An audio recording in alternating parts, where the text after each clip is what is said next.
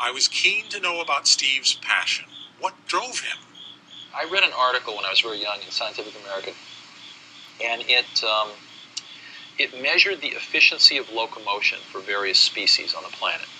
So for, bears and chimpanzees and raccoons and birds and fish, how many kilocalories per kilometer did they spend to move? And humans were measured too. And the condor won. It was the most efficient. And mankind, the crown of creation, came in with a rather unimpressive showing about a third of the way down the list. But somebody there had the brilliance to test a human riding a bicycle.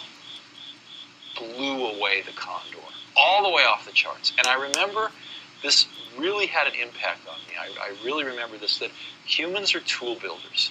And we build tools that can dramatically amplify our innate human abilities. And to me, we actually ran an ad like this very early at Apple, that the personal computer was the bicycle of the mind. And I believe that with every bone in my body, that of all the inventions of humans, the computer is going to rank near, if not at the top, as history unfolds and we look back. And it is the most awesome tool that we have ever invented. And I feel incredibly lucky to be at exactly the right place in Silicon Valley, at exactly the right time historically, where this invention has taken form. And as you know, when you set a vector off in space, if you can change its direction a little bit at the beginning, it's dramatic when it gets a few miles out in space. I feel we are still really at the beginning of that vector. And if we can nudge it in the right directions, it will be a much better thing as it progresses on. And I look, I think we've had a chance to do that a few times. And it brings, I think, all of us associated with it tremendous satisfaction. But how do you know what's the right direction?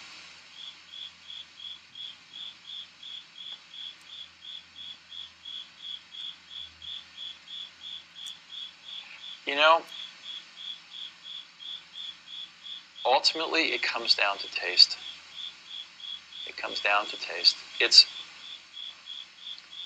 It comes down to trying to expose yourself to the best things that humans have done, and then try to bring those things in to what you're doing.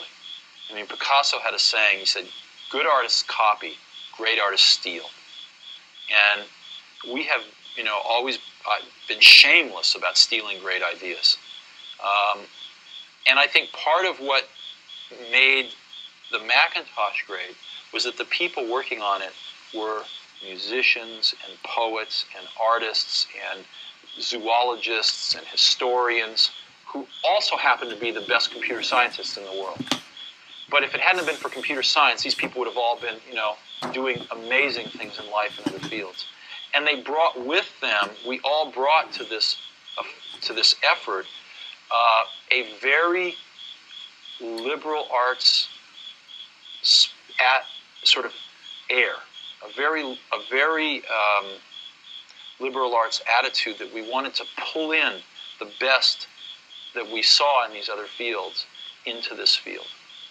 And I don't think you get that if you are very narrow.